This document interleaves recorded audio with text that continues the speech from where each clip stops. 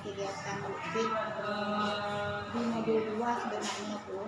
Modul 2 itu ada 3. Yang pertama, kalau yang paket modul 2 itu praktik pembelajaran berpihak pada murid. Kemudian di akhir ini nanti kita akan melaksanakan coaching. Nah, coaching ini sudah dilaksanakan di kelas kemarin ya. Kita kemarin dalam penyusunan FDP atau modul ajar yang melakukan 3 unsur pembelajaran berorganisasinya, KSE sama budaya disiplin. Kemudian UPIK juga sudah mengamati pembelajaran. Ada catatan-catatan nanti yang bisa menjadi yang bisa nanti tindak lanjuti ya. Nah, untuk kegiatan ini UPIK akan mencobakan tentang praktek coaching. Mungkin sudah dijelaskan ya UPIK ya, coaching itu apa sebenarnya. Jadi yang harus nanti diperhatikan oleh UPIK ketika coaching itu, yang pertama prinsipnya ada 3. Kemitraan, proses kreatif, dan memaksimalkan potensi. Pada kemitraan ini tujuan ditetapkan oleh rekan sejawat. Jadi istilahnya menurut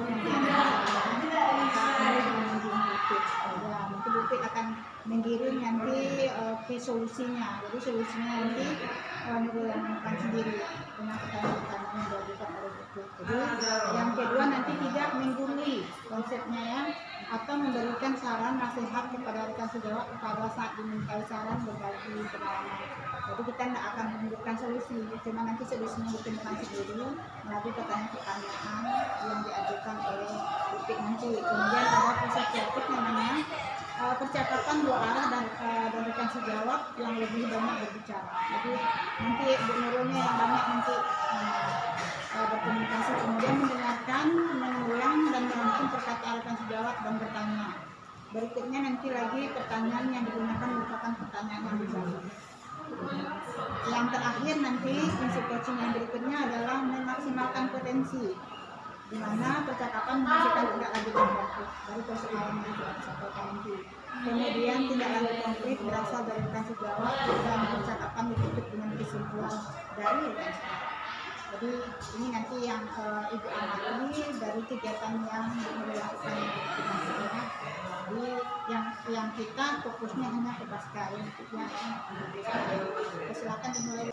Assalamualaikum warahmatullahi wabarakatuh. Waalaikumsalam warahmatullahi wabarakatuh. Perkenalkan, saya Fitrida, CDP Angkatan 8 Kota Payakumbuh dari SMP Negeri 6 Payakumbuh, dengan PP Ibu Erlina SPD dan guru yang akan disupervisi adalah Nurul Safika. Bagaimana kabarnya hari ini, Bu? Nah, baiklah, ya Bu Nurul. Mungkin pada hari sebelumnya kita sudah melaksanakan observasi kelas. Di sini saya ingin melakukan percakapan dengan Bu Nurul dengan mengajukan beberapa pertanyaan terkait dengan jalannya observasi kelas yang sudah kita lakukan. Ya, jadi tujuannya di sini adalah untuk merefleksi kembali pelaksanaan observasi kelas yang sudah kita lakukan. Nah, bagaimana perasaan Ibu Nurul setelah kita melakukan observasi kelas ini? Ya, awalnya waktu disebutkan bahwasanya akan melakukan observasi, saya agak ngapain ini ya, nah itu agak belum terbayangkan gitu. Tapi alhamdulillah setelah menjalaninya ya bisa berjalan dengan lancar insya-Allah. Walaupun ada sedikit rasa khawatir gitu. Berarti rasanya deg-degan gitu ya? Iya, sedikit deg-degan. Nah, kemudian bisa nggak Bu Nurul menceritakan kembali area pengembangan apa yang sudah Bu Nurul lakukan dalam observasi kelas kemarin? Area pengembangan yang saya lakukan adalah di tiga aspek. Yang pertama itu pengembangan sifat, yang kedua pengembangan pengetahuan, dan yang ketiga pengembangan keterampilan. Nah, untuk pengembangan sikap ini, sikap yang bagaimana yang Bu Nurul inginkan dari murid yang ingin dicapai? Sikap yang ingin saya dapatkan yang ditampilkan oleh murid itu adalah sikap berani, jujur dalam menampilkan hasil dari yang mereka kerjakan. Ada sikap berani dan jujur ya Bu Nurul. Kemudian untuk pengetahuannya apa Bu Bu Nurul? Kalau pengetahuannya yang ingin saya dapatkan dari siswa itu mampu untuk memahami materi yang disampaikan, misalnya seperti kemarin itu seperti membedakan atau menghubungkan antara gerak, kecepatan. Jadi mereka memahami konsepnya itu berbeda. Ya, berarti sesuai dengan tujuan pembelajaran ya Bu Nurul ya. Jadi di sini area pengembangan Bu Nurul itu ada sikap yang pertama, pengetahuan dan keterampilan. Menurut Ibu Nurul, sejauh mana area pengembangan ini sudah dapat kita lihat hasilnya gitu, atau apakah ada kendala-kendala atau hambatan-hambatan yang dilalui? Ya, dalam pengembangan 3 aspek yang tadi saya sebutkan, kendala yang dihadapin itu seperti anak-anak ini kan dibuat berkelompok ya Bu ya, ada disuruh menampilkan hasil dari diskusi mereka gitu untuk menampilkan, jadi mereka itu masih ada yang ragu-ragu gitu. Nah, jadi kan kalau kita itu harusnya tidak menunjuk anak gitu kan untuk maju gitu, sukarela untuk maju gitu kan. Terkadang harus dimotivasi untuk ayo yang maju gitu. Kadang-kadang ya gitu. Jadi untuk maju gitu kadang ke depan semuanya memang, tapi untuk mempresentasikan hasilnya itu paling ada 2-3 orang yang berani untuk membacakan gitu. Berarti anak-anak di sini belum berani tampil lagi ya Bu. Berarti percaya dirinya masih kurang gitu ya. Nah, bagaimana Ibu dalam mengatasi hal tersebut? Ketidakpercayaan diri anak itu ya. Saya memotivasi anak tersebut untuk ayo tampilkan saja gitu, apa yang sudah didiskusikan, tidak masalah itu salah atau bagaimana, nanti kita perbaiki bersama-sama gitu. Berarti Bu Nurul sudah memberi motivasi ya. Iya. Kira-kira apa yang menyebabkan hal tersebut terjadi? Tidak percaya dirinya anak untuk tampil itu kira-kira apa yang menyebabkannya? Kalau menurut saya Bu, pembelajaran yang menampilkan hasil diskusi itu kan mungkin tidak semuanya gitu ya, tidak di semua pelajaran, jadi mungkin belum terbiasa saja mungkin. Ya, berarti belum terbiasa ya, mungkin hanya di pembelajaran belum ada membentuk kelompok-kelompok, mungkin di materi yang lain kita tidak tahu apakah teman-teman juga melakukan hal sama ya. Nah, kemudian dari kendala tersebut, apa rencana Bu Nurul ke depannya untuk memperbaiki proses pembelajaran tersebut? Mungkin saya akan menambahkan media pembelajaran yang lebih menarik gitu ya Bu.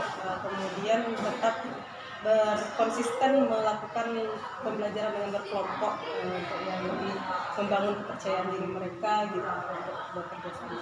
Jadi di sini Bu Nurul menemukan rencana itu dengan memperbaiki media pembelajaran yang menarik atau yang sesuai ya Bu Nurul ya. Kemudian melaksanakan pembelajaran berkelompok atau berdiferensiasi ya dari yang sekarang yang berbeda gitu, dengan mencari media-media yang menarik bagi anak-anak Bu Nurul. Nah, untuk hal tersebut kapan Bu Nurul akan memulai kegiatan tersebut? Membuat media tadi. Untuk medianya mungkin sebelum pelaksanaan pembelajaran ini kan 1 minggu ke depan berarti kan Iya. 1 minggu untuk pembelajaran berikutnya sebelum hari sebelumnya mungkin 3 hari atau 2 hari sebelumnya saya akan, kalau sekarang masih mungkin mencari-cari dulu, berpikir apa yang tepat itu. Nah, ya, berarti Bu Nurul sudah merancang dan mempersiapkan pada saat pertemuan berikutnya ya Bu Nurul ya. Jadi dari pembelajaran kita ini apa kesimpulan yang dapat Bu Nurul ambil dalam percakapan kita pada hari ini? Bahwasanya pembelajaran berdiferensiasi itu yang telah dilakukan, saya menginginkan 3 aspek pengembangan pada diri anak, yaitu aspek sikap, aspek pengetahuan, dan aspek keterampilan. Kemudian mungkin kendala-kendala yang sudah ditemukan di saat pembelajaran observasi tadi bisa saya perbaiki lagi gitu, dengan mencari media yang lain yang lebih menarik dan tetap konsisten melakukan pembelajaran yang berkelompok. Jadi Bu Nurul sudah menemukan solusi dari kendala atau hambatan-hambatan pada area pengembangan yang ingin Bu Nurul capai ya, seperti area pengembangan sikap, pengetahuan, keterampilan, dan memilih media yang menarik dan tepat dengan pembelajaran yang akan dilakukan pada pertemuan berikutnya. Jadi terima kasih dari guru. Saya tunggu cerita untuk pembelajaran selanjutnya. Ya, Assalamualaikum warahmatullahi wabarakatuh. Nah, selanjutnya kita minta umpan balik dari IPP kita. Terima kasih untuk paket coaching ini. Intinya Alhamdulillah 12 ya. Jadi kalau yang coaching ini nanti murid bisa juga coaching muridnya. Jadi yang murid lagi itu dia bukan curhat, bisa saja curhat, bisa saja ya memberikan persoalan, tapi solusinya dari dia. Itu konsepnya. Beda kalau kita pergi ke psikolog kita psikolog kan mencari solusinya. Beda pula kita kalau mentor. Kalau mentor itu lebih dekat dengan jadi coaching itu preferensi banyak. Jadi untuk coaching banyak yang bisa kita nantinya bisa ke murid, bisa ke teman. Jadi memang hari ini muridnya sudah dapat ilmu. Jadi di sekolah sudah dibiasakan itu hal supervisi belajar teman. Itu kita bisa ini sudah bisa dilakukan. Kegiatannya berjalan lancar dan terima kasih semoga bisa terlibat dalam kegiatan pendidikan kasih dan Terima kasih kita ucapkan kepada Ibu Dinas sebagai PP, saya pada hari ini dan juga kepada pengurus sebagai guru yang disupervisi. Assalamualaikum warahmatullahi wabarakatuh.